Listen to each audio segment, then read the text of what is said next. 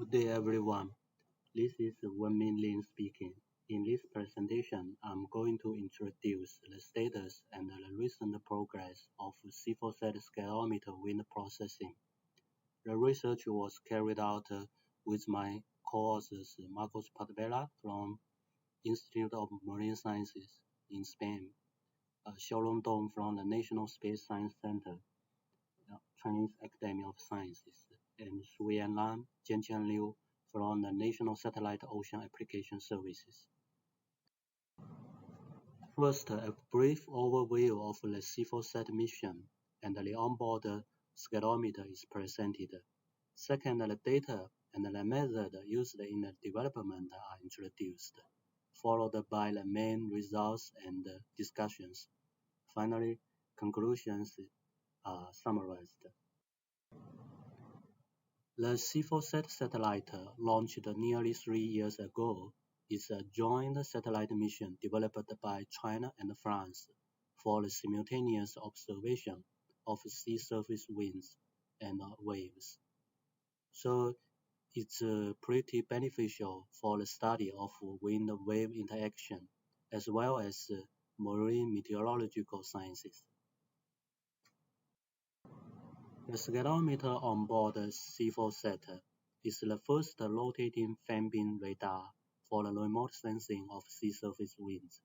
So the observing geometry and the instrument configuration of CFOSAT scatterometer, said CSCAT, are different from the previous scatterometers, leading to a more complicated data processing and also bringing new opportunities to acquire high-quality winds.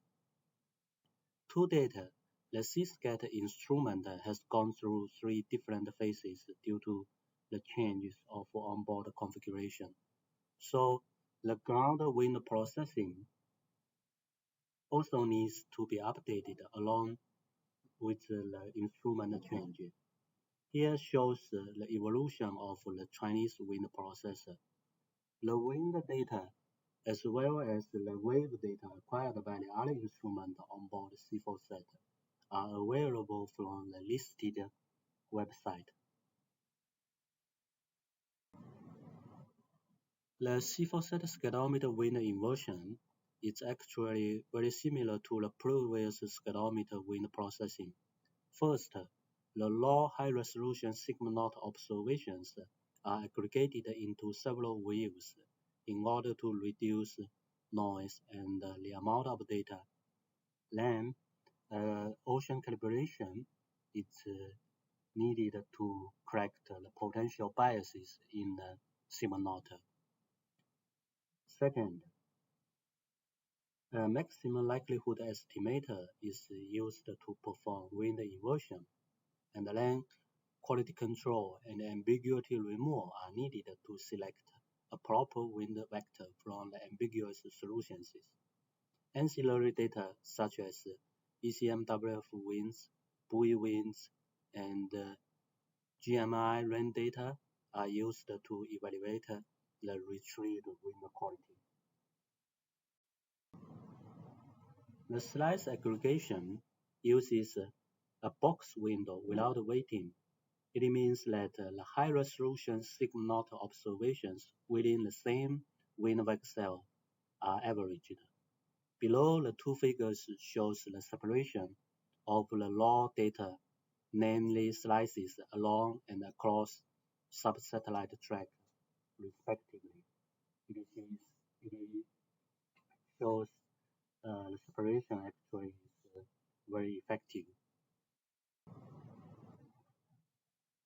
Before the wind inversion, an ocean calibration is performed to correct the potential signal knot biases as a function of the radar instance angle. Here shows the corrected results. The wind inversion algorithm actually is the commonly used maximum likelihood estimator. The inversion residual, named Emily, is sensitive to rain. We know that rain is the main factor in degrading scatterometer wind quality, as shown in the right panel. So the EMELI is used to perform wind quality control. It means the EMELI value of an inverse wind vector if it's higher than a threshold, then this wind is rejected, and vice versa. Here shows the main results of C-scatter wind processing.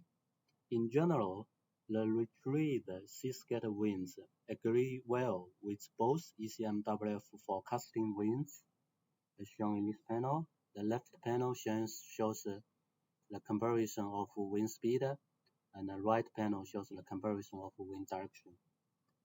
This slide shows the comparison between C-scatter winds and buoy instrument measurements.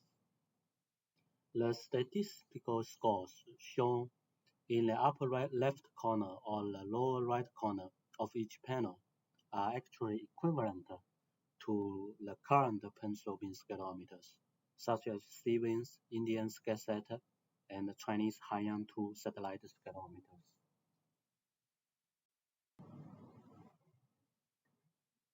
More interesting, the recent updated wind processor reveals smaller scale wind variability as compared to the previous versions.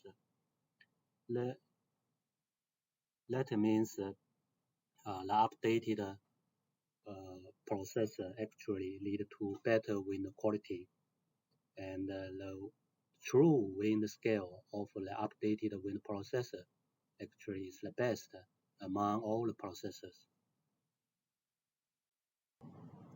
However, as I mentioned before, CFOSAT scatterometer is a new type of wind sensor, which observing geometry is very complicated, so the wind quality control is pretty challenging.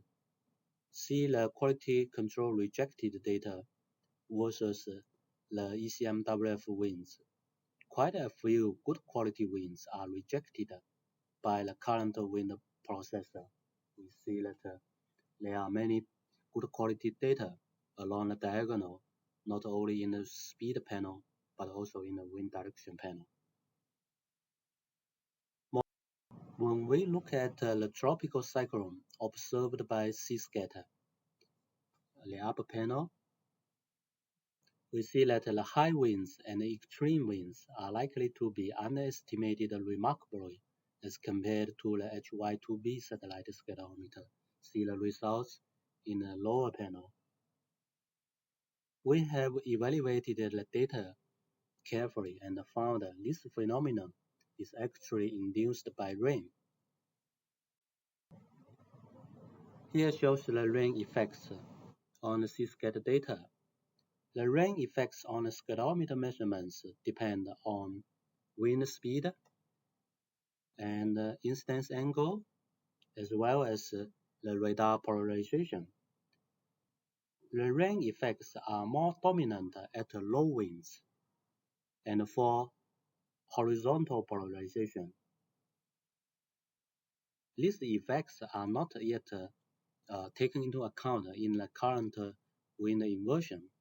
So the next step of our work is to figure out the optimal wind inversion approach under rainy conditions. Probably we need to select certain observation views to do the wind inversion, rather than use all the observations in the wind inversion.